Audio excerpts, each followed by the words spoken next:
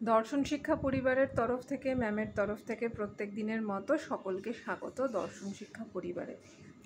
আমরা আজকে দর্শনের ক্লাস নিয়ে এসেছি, বৌদ্ধ দর্শনের ক্লাসের বৈভাষিক সম্প্রদায় নিয়ে যে আলোচনাটা হচ্ছিল তার আর একটা পর্ব শেষ যেখানে করেছিলাম, বোধহয় 4র্থ পর্ব পর্যন্ত হয়েছিল। আজকে তার পরবর্তী পর্বটা। যখন দর্শনের আলোচনা করি বা দর্শনের টপিকগুলো নিয়ে যখন আলোচনা হয়, একটু মনে হয় না একঘেয়েমি, একই কথা ঘুরিয়ে ফিরিয়ে একই রকম। যেটা বেশি একঘেয়েমি লাগে, যেটাতে রস থাকে না, রসের মতো কথা থাকে না, সেগুলো কিন্তু পুঁথিগত বিদ্যের ক্ষেত্রে বলছি ফার্স্ট অফ অল। কারণ এটা এই মুহূর্তে যারা দর্শন নিয়ে আমরা পড়াশোনা করছি, যাদের দর্শন সাবজেক্টটা ভীষণ ভালো লাগে, তাদের এই পুঁথিগত বিদ্যের এই রসকসহীন ব্যাপারটার মধ্যেই থাকতে হবে। চারবাক দর্শন ম্যাক্সিমাম অনেকের ভালো লাগে, কারুর বৌদ্ধ দর্শন ভালো লাগে, কারুর যোগ দর্শন ভালো লাগে, কারুর আবার ন্যায় ভালো লাগে, ন্যায় দর্শনটা ভালো লাগে। তো এই ভালো লাগাগুলোর মধ্যেও কিন্তু একটা কোথাও যেন একঘেয়েমি লাগে, যে একই কথা বারবার একই রকমভাবে ইনি এনার মতো করে বলছেন, বিভিন্ন জনের মতো করে বলেছেন। কিন্তু আমরা যদি একই কথা বারবার রিপিটেডলি বোঝার চেষ্টা করি, শোনার চেষ্টা করি, তাহলে আমাদের কাছে কিন্তু অনেকটা পরিষ্কার হয়ে যায় সাবজেক্টটা, যে তাহলে চলো আদতে বৈভাষিক সম্প্রদায় আমাকে এইটা বোঝাতে চেয়েছে। তো আজকে যেমন আমি প্রত্যেকবারের মতো শেষের লাইনটা বলে নিয়ে নতুন শুরু করছি।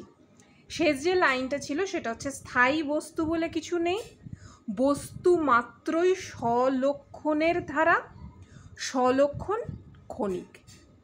এইটা ছিল হচ্ছে আগের পর্বে শেষ লাইন। আজকে যেখান থেকে শুরু করব সেটা বলছে স্থায়ী আত্মা নেই। কিসে? কারা এই কথাটা বলছে?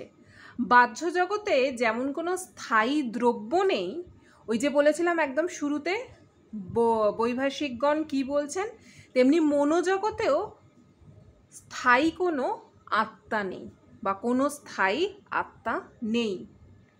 মানসিক অবস্থায় ধারা বা প্রবাহ আছে, কিন্তু তার মূলে কোনো স্থায়ী সত্তা নেই। কীরকম? মানসিক অবস্থায় ধারা বা প্রবাহ আছে, মানে আমি এই মুহূর্তে মনের অবস্থানে যেখানে অবস্থান করছি, পরবর্তীকালে আমি আর একটা ধারায় আমার মনকে বা মনোজগতের সেই চিন্তাকে আমি এগিয়ে নিয়ে যেতে পারবো। কিন্তু আমার আদতে কোনো রকম স্থায়ী সত্তা, যে ওটা যে থেকেই যাবে মনোজগতের সর্বকালের জন্য, সর্বক্ষণের জন্য যে সেটা থেকে যাবে, সেই রকম কিছু নেই। চেতনা প্রবাহ বা বিজ্ঞান ধারাই আত্মা। এই যে চেতনা, এই যে চেতন শক্তি, বিবেক, অভিনব দর্শনের ক্লাসেতে বৃহস্পতিবার চেতন, বিবেক এই শব্দগুলো ম্যাক্সিমাম টাইম আমার দ্বারা চলে আসে আর কি শব্দগুলো। তো এই যে চেতনা প্রবাহটা যে বলছে, চেতনার যে প্রবাহ মানে চেতন শক্তির যে ধারাটা বা বিজ্ঞান ধারাই যে আত্মা, সেইটাকে বারবার করে বৌদ্ধ দর্শনের বৈভাষিক সম্প্রদায় বোঝানোর চেষ্টা করেছে। তবে এই চেতনা প্রবাহের মূলে কোনো স্থায়ী আত্মা না থাকলেও তাদের মধ্যে একটা যোগসূত্র আছে। তাহলে কীরকম যোগসূত্র? অতীত জীবন থেকে বর্তমান জীবনের, আবার বর্তমান জীবন থেকে ভবিষ্যৎ জীবনের উদ্ভব। তাহলে কোথাও না কোথাও কর্মফলের কথা চলে আসছে না? আমি অতীতে যে কর্মটা করেছি সেই কর্মের ফলটাই আমার বর্তমান, আবার বর্তমানে আমি যে কর্মটা করছি তার ফলটাই আমার ভবিষ্যৎ। সেই জন্য কথাটা বলছে অতীত জীবন থেকে বর্তমান জীবনের, আবার বর্তমান জীবন থেকে ভবিষ্যৎ জীবনের উদ্ভব হয়। বাল্যকালের আমি আর বর্তমানের আমি এক নয়, একদম ঠিক কথা। আবার সম্পূর্ণ ভিন্নও নয়, আবার পুরোপুরি যে আলাদা বলবো আমি কিন্তু সেটাও নই। দেহের গঠন অনুযায়ী আমি কিন্তু আলাদা। আমার ছোটবেলার যে দেহটা বা আমাদের ছোটবেলার যে দেহটা, সেই দেহটার সঙ্গে এই দেহটার কিন্তু কোনো মিল নেই। কিন্তু আমি যে সত্তাটা, মানে আমি এখানে আত্মার কথাটাকে যদি সাইড করে রাখি, কারণ আমরা তো আত্মা বলে তো নিজেদেরকে মানি না, আমরা জানি যে কি এই দেহটাই আমি। আমরা অজ্ঞান অবস্থাতে এটাকেই মনে করি আমার নাম এই, তার মানে এটাই আমি এতগুলো কর্ম করি, আমি চাকরি করি, আমি অন্যরকম কোনো কিছুর সঙ্গে যুক্ত আছি, মানে এই যে আমিত্বটা যেটা, সেটা দেহের মাধ্যম দিয়ে আমরা প্রকাশ করি। কিন্তু আদতে এটা যে একটা দেহ, এবং আমি যদি আমাকেই খুঁজতে যাই তাহলে যে আমি আত্মা, এবং সেই আত্মা যে আমি স্বীকার করব আমি আত্মা, সেটা কেন স্বীকার করব, তার মূলে কি কারণ, সেই জ্ঞানটা আমাদের কোথায় হয়? জ্ঞানের আলোটা জ্বালানো। তাহলে এখান থেকে যে কথাটা বলা হলো যে বর্তমানের আমি, বাল্যের আমি থেকেই বর্তমানের আমির জন্ম হয়েছে, কিন্তু বাল্যকালের আমি ও বর্তমানের আমি এক নয়, আবার সম্পূর্ণ ভিন্নও নয়।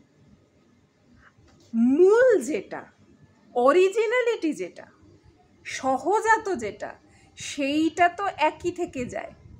দেহটার খালি পরিবর্তন হচ্ছে, কারণ এটাই তো প্রকৃতির নিয়ম। প্রকৃতির নিয়মে তুমি যখন এসেছো তোমার মৃত্যু অবধারিত, তো মৃত্যু যখন অবধারিত, দেহ তো সেই রূপেই, সেই যৌবন কি কৈশোর, যৌবন, বার্ধক্য, সেইভাবেই তো সে এগোবে।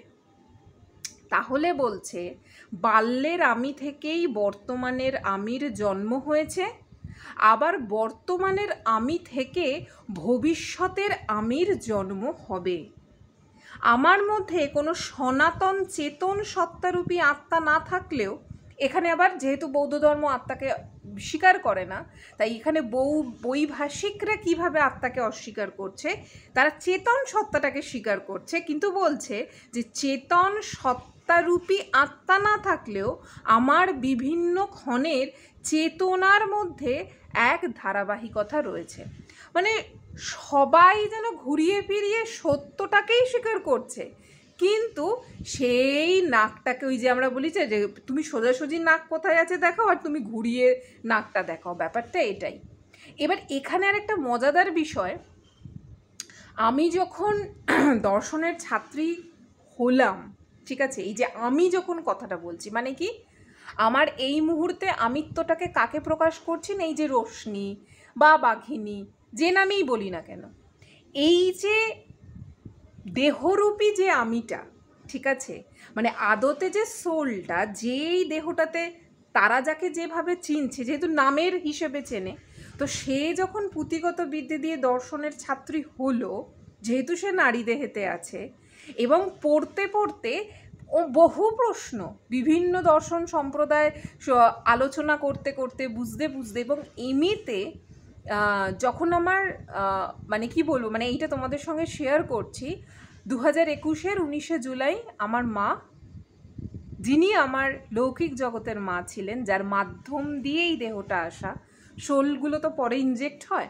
তো মা যখন চলে যান, সেই আত্মা যখন দেহ থেকে বেরিয়ে যান, তো আমার তখন এর পার্ট 2 এর ক্লাস চলছে, অনলাইন ক্লাস, যেহেতু কোভিড ছিল। তো আমার তো মানে আমার এরমভাবে বলাটা ভুল, মানে এই দেহে থাকাকালীন শিক্ষাগত যোগ্যতা হিসেবে যেহেতু MA কমপ্লিট, তো ফিলোসফির MA-টা সেকেন্ড MA হয়েছিল। তো এবার কেন এই কথাটা বলছি, আমাদের যখন অনলাইনে ক্লাস চলছে, স্যার আমরা মান্ডুককারিকা পড়ছিলাম। এইটা একটা সমস্যা হয়েছে, মাঝে মধ্যে একটুখানি খেই হারিয়ে যায় এখন।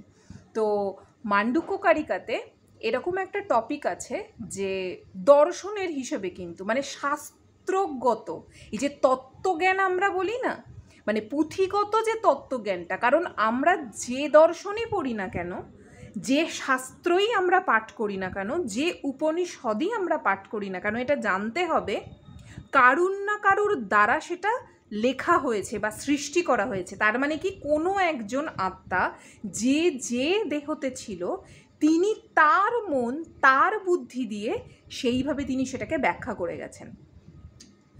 তো মান্ডুক্যকারিকার যিনি সৃষ্টিকর্তা তিনি এরকম একটা কিছু ব্যাখ্যা করেছিলেন যে আমাদের প্রত্যেকের দেহেতে যে সোলটা থাকে, আমাদের তো নবদ্বার আছে, এই নবদ্বারটা কোনগুলো সেটা আমি আর বলছি না, কিন্তু সেখানে এইটা সুন্দর করে ব্যাখ্যা করা হয়েছিল যে ওই নবদ্বারের মাধ্যম দিয়ে সোলেরা চলে যায় বা আত্মাটা বের হয়।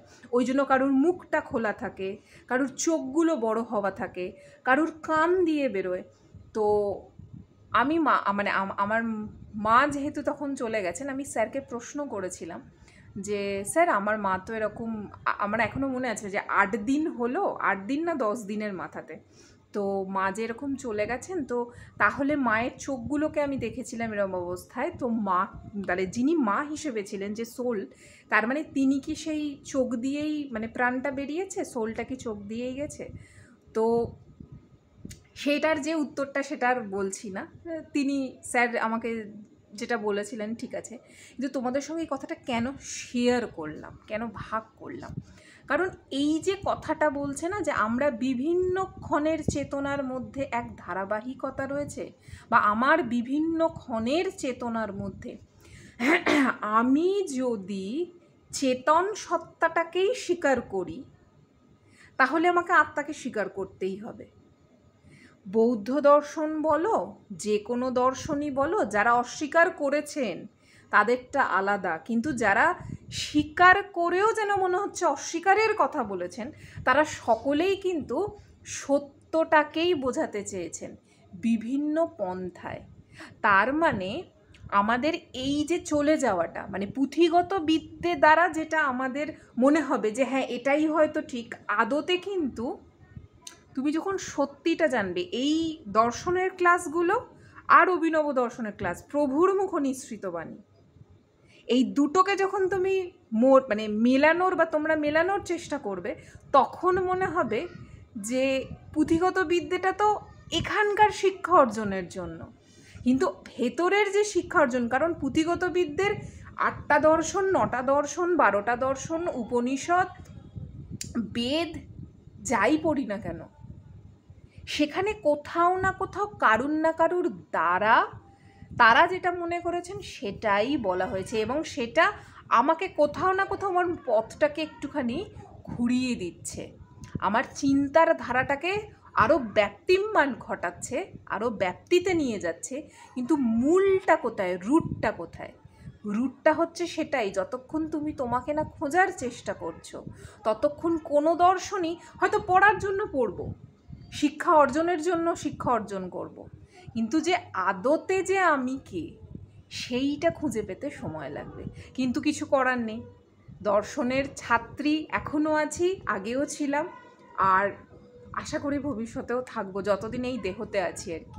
তো সেই হিসেবে যারা দর্শন নিয়ে ভাবছে, দর্শন নিয়ে পড়াশোনা করছে, নেটে যখন বসলাম, নেটের পড়াশোনা করতে গিয়ে তখন মনে হলো যে তো মানে মারাত্মক ভাস্ট, না আমি যতটুকু দেখছি তার থেকেও যেন মনে হচ্ছে আরও নতুন নতুন, আর নেটে ম্যাক্সিমাম ইন্ডিয়ান থেকেও পাশ্চাত্য দর্শন, ওয়েস্টার্ন ফিলোসফিটা একটু বেশি আসে এমসিকিউতে। তো সেই জায়গাগুলো থেকে মনে হলো যে একটা তো ডিফারেন্স আছেই, পুঁথিগত বিদ্যের দর্শন ফিলোসফি সাবজেক্টটা আর জীবনের ফিলোসফি সাবজেক্টটা বুঝতে হবে। তো যাই হোক, আজকে কিন্তু আমার আর একটা পর্ব কমপ্লিট হয়ে গেল বৈভাষিক সম্প্রদায়, নেক্সটটাও আবার তোমাদের সঙ্গে ভাগ করে নেব। তো সবাই ভীষণ ভালো থাকো, পজিটিভ থাকো, দর্শন শিক্ষা পরিবারের সঙ্গে থাকো, ম্যামের সঙ্গে থাকো। সর্বোপরি কার সঙ্গে থাকতে হবে? বিবেকের সঙ্গে থাকতে হবে। বিবেকের সঙ্গে থাকা মানেই, সত্যের সঙ্গে থাকা মানেই প্রকৃতির সঙ্গে থাকা, প্রভুর সঙ্গে থাকা। তো আজকের মতো এটুকুই, নেক্সট ভিডিওতে দেখা হচ্ছে। একটা কথা ভাবছিলাম বলবো না, সেটা অভিনব দর্শনের ক্লাসের জন্য তুলে রাখলাম, আজকে আর কিছু বলছি না। সবাই ভীষণ ভালো থাকো, পজিটিভ থাকো। শেষ করলাম আজকের ভিডিওটা, টাটা।